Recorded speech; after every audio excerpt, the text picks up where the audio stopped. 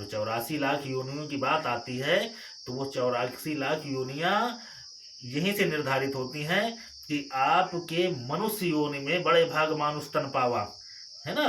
तो ये इतना भाग्यशाली तन होता है, मानव जीवन इतना भाग्यशाली होता है कि देवता भी इस मानव देह पाने के लिए लालायित रहते हैं।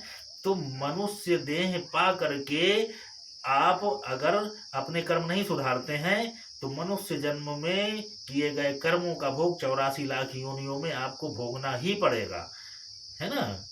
और उन 84 लाख योनियों का जो संचित जब पुण्य कर्म बन जाएगा, तो आप फिर मनुष्य योनि में आएंगे, और मनुष्य योनि में आकर के अगर आपके सत्कर्म अच्छे होते रहे, तो आप मोक्ष को प्राप्त हो जाते हैं, है ना। तो ये तो घटनाक्रम चलता रहता है, और उसी घटनाक्रम में इस मानव जीवन में कीड़े मकोड़ों को भी मिलते हैं। हर जीव जंतुओं को कोई ना कोई आकस्मिक मिल ही जाता है। वो भी तो परदेश घूमते हैं, वो भी तो गाड़ी में घूमते हैं, है ना। वो भी तो बड़ा बड़ा लग्जरी सुख, जो मनुष्य जिन सुखों के लिए लालायित है, वो सुख जीव जंतु कुत्ते भोग रहे हैं, है ना। लेकिन मनुष्य और उसको बराबर थोड़ी किया जा सकता है ना।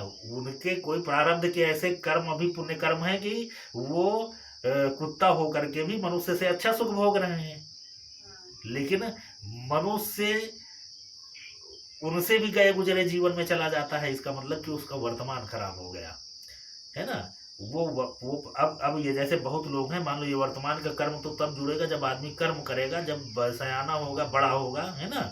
लेकिन उस बच्चे ने क्या किया, जो बच्चा बाल्यावस्था से अंधा हो गया, पैदा जन्मांध हो गया, जन्म से विकलांग हो गया, है ना, जन्म से ही गूंगा बहरा हो गया, तो उसका कौन सा कर्म है?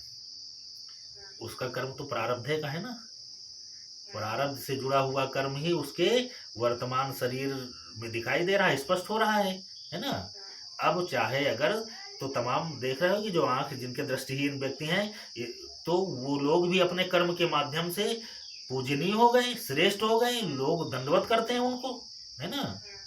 विकलांग है, पैर नहीं है, लेकिन वो सर्व सुख भोग रहे हैं अपने कर्मों के बल पर। और जो सर्वांग सुंदर हैं, वो लोग मारे मारे घूम रहे हैं।